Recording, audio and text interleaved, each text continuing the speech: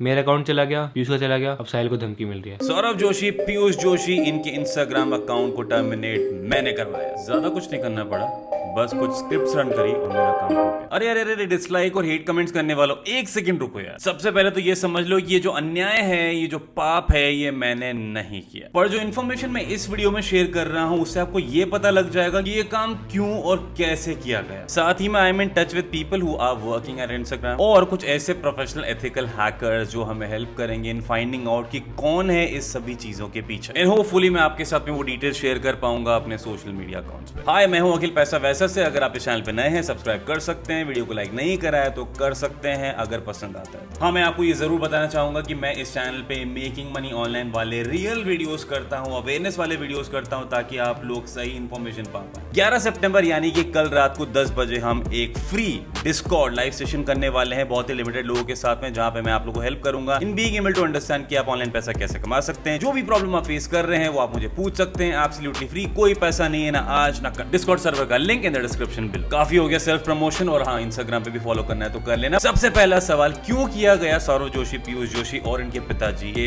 Instagram account को मास report? इसके 3 possible reasons हो सकते हैं। सबसे पहला है हेट। अब डेफिनेटली ये कोई चीज आपके लिए शौक वाली चीज नहीं होगी कि जैसे जैसे इंसान ग्रो करता है वैसे वैसे उसके हेटर्स भी ग्रो करने लगते हैं, क्योंकि काफी सारी चीजें ऐसी होती है, ऑब्वियस हो अनऑब्वियस हो, जिसकी वजह से हेटर्स बढ़ते हैं। और इन्हीं हेटर्स के बढ़ने की वजह से बहुत ज्यादा पॉसिबिलिटी हो जाती है कि लोग आपको बहुत ज्यादा परेशान करने के लिए हमेशा तत्पर रहते हैं, मतलब रेडी रहते हैं। और इसी घृणा, इसी हेट के कारण काफी ज्यादा पॉसिबिलिटी होती है कि काफी लोग उस चीज को मास रिपोर्टेड करवाते हैं, और यही इस पॉसिबल केस में भी हो सकता है। दूसरा रीजन है पैसा। भाई, पैसा काम क्यों नहीं करवाएगा किसी? इतिहास गवाह है, पैसे ने काफी सारे गलत गलत काम लोगों से करवाए हैं, आज भी करवा रहे हैं और आगे भी करवाते रहेंगे। और कैसे कमाते हैं ऐसे लोग पैसा? इन चीजों से, उस चीज के बारे में थोड़ी सी देर बाद बात करते हैं। और तीसरा रीजन हो सकता है वेलापंथी, यानी कि ऐसे लोग जिनको सिर्फ उंगली करने की आदत है, बिना फालतू में, बिना किसी रीजन के, उनको तो बस कुछ ना कुछ करना। और ये लोग ऐसे लोग होते हैं जिनमें ना तो हेट होती है, ना वो पैसा कमाना चाहते हैं, बस उनको मजा आता है ऐसी चीजें करने। अगला सवाल काफी मोस्ट इंपॉर्टेंट बोलूंगा, कैसे किया गया सौरभ जोशी, पीयूष जोशी के इंस्टाग्राम अकाउंट को मास रिपोर्टेड? अब मेरे हिसाब से इसके 4 पॉसिबल तरीके हो सकते हैं। सबसे पहला है एक छोटा सा ग्रुप, 8-10 लोगों का ग्रुप, दोस्तों का ग्रुप, जिन्होंने आपस में डिस्कस किया कि भाई रिपोर्ट करते हैं इनके अकाउंट को, और उन्होंने वो चीज कर दी। अब इसके पीछे रीजन कुछ भी हो सकता है, हेट्रेड हो सकती है, पैसा हो सकता है, उंगली करना हो सकता है, कुछ भी हो सकता है। और यहाँ पे इस पर्टिकुलर केस में this is most unlikely to happen, क्योंकि जैसे जैसे आप पॉपुलर होते हैं, आपके फॉलोअर्स बढ़ते हैं,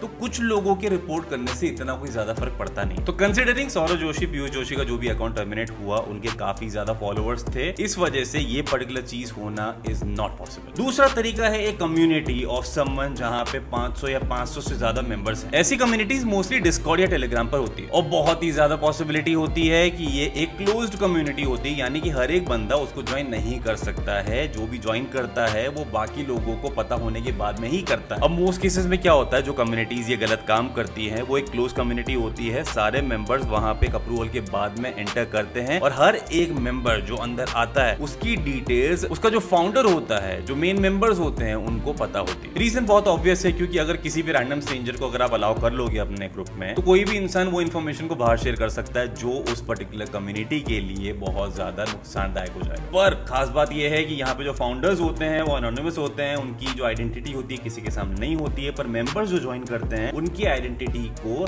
रखा जाता है फाउंडर्स द्वारा। काफी सारे केसेस में पैसा भी लिया जाता है, और आपको डॉक्यूमेंट भी शेयर करने के लिए बोला जाता है, यानी कि आपकी जो दुखती रग है, जो गर्दन है, वो हमेशा उनके हाथ में होती है, अगर आपने उस पर्टिकुलर चीज के बारे में बाहर पब्लिक को बताया। अगर आप लोगों ने सौरभ का वीडियो देखा है, वहां पे क्लियरली उन्होंने मेंशन किया था टीम लीडर का ऑर्डर है रिपोर्ट करने का, तो फिर कह रहा है सॉरी सर, वो हम नहीं बता सकते, लीडर्स के पास हमारी आइडेंटिटी है, उनको पता चला कि हमने बताया है तो लीक कर देंगे हम आइडेंटिटी। ऐसी कम्युनिटी वाले केसेस में मोस्टली या तो हेटेड रीजन होता है या फिर पैसा होता है। In most cases it is money. अब आप लोग सोच रहे होंगे कि ये पैसा कैसे कमाएंगे इस चीज से, तो देखो, जब इनके अकाउंट को मास रिपोर्ट किया जाता है, जब अकाउंट टर्मिनेट हो जाता है, तो इन्हीं में से कुछ इंसान उसके सेकेंडरी आईडी पे मैसेज करते हैं या फिर उसे ईमेल करते हैं और बोलते हैं कि अगर तुझे तेरा अकाउंट वापस चाहिए तो यू नीड टू पे दिस मच ऑफ अमाउंट। और मैक्सिमम केसेस में ये होता है कि लोग पहले अपने बल पे उस अकाउंट को वापस से रीगेन करने की कोशिश करते हैं, जब नहीं हो पाता तो ऑफकोर्स उनको अगर वो अकाउंट वापस चाहिए तो उसको पैसा देना पड़ता ही है। तीसरा तरीका होता है कोडिंग, बॉट्स, स्क्रिप्ट्स। अब मैं इस पर्टिकुलर टॉपिक के बारे में बहुत ज्यादा डिटेल में बात नहीं करना चाहूंगा क्योंकि this is something which is extremely dangerous और ये सिर्फ और सिर्फ एजुकेशनल पर्पस के लिए ही यूज होना चाहिए। पर कुछ ऐसे असामाजिक तत्व होते हैं जो वो करना चाहते हैं जो एक्चुअली में उनको करना नहीं चाहिए। तो आसान भाषा में ये समझ लो कि आपके पास में कुछ ऑटोमेटिक बॉट्स होते हैं जो आप रन करते हैं किसी भी एक पर्टिकुलर इंस्टाग्राम अकाउंट को टारगेट करते हुए, और वो रन करते से ही ऑटोमेटिक रिपोर्ट होना स्टार्ट हो जाता है, मास रिपोर्टिंग होने लग जाती है। इस तरीके के बॉट से गारंटीड नहीं होता है कि सामने वाले का अकाउंट टर्मिनेट हो जाएगा, पर वहां पे मैक्सिमम पॉसिबिलिटी होती है।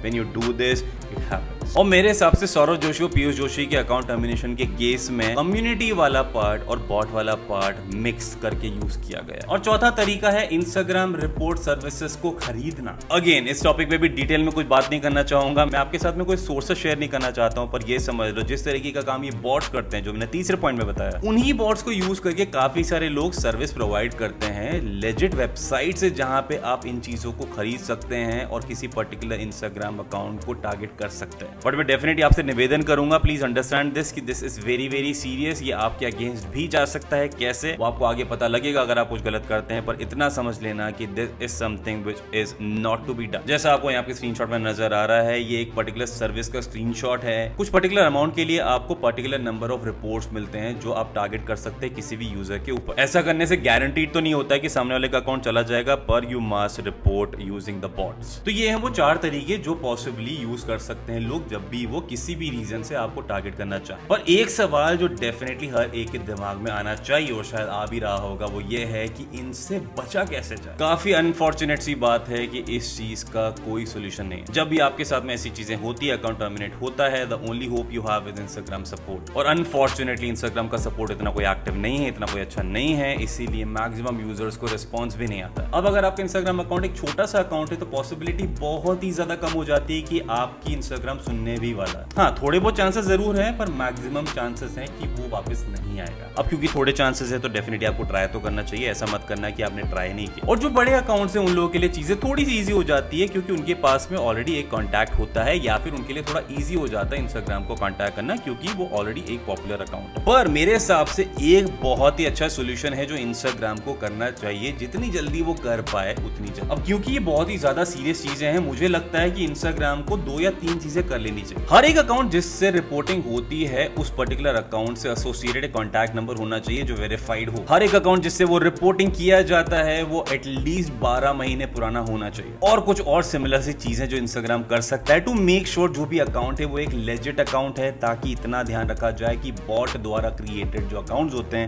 जो फेक अकाउंट्स होते हैं जो इमीडिएटली क्रिएट किए जाते हैं सिस्टम्स को यूज करके, वो ना हो पाए। And with this being said, मैं इस वीडियो में सिर्फ यही चीजें शेयर करना चाहता था। विदाउट एनी डाउट मैं इस तरीके की हरकत करने वाले लोगों के अगेंस्ट हूं। मैं हमेशा कोशिश करता रहूंगा कि मैं जितना ज्यादा लोगों को हेल्प कर पाऊं, अवेयर कर पाऊं, उतना करूं अपने साइड से। पर फाइनली जो भी सेफ्टी होती है वो आपके हाथ में होती है। And do not stop making attempts. अगर आपके साथ में ऐसा होता है, कीप कॉन्टैक्टिंग इंस्टाग्राम सपोर्ट। बाकी अगर मेरे साइड से आपको किसी भी क्वेश्चन का आंसर चाहिए, you can always let me know in the comment section below. जिसने वीडियो डिसलाइक कर दिया है या हेट कमेंट कर ही दिया है, उसने डेफिनेटली वीडियो नहीं देखा है। पर my only intention is to aware people and I am definitely going to try to help Saurav Joshi and Piyush Joshi to get their accounts back. बाकी मैं मिलूंगा आपको नेक्स्ट वीडियो में, तब तक के लिए take care and keep hustling.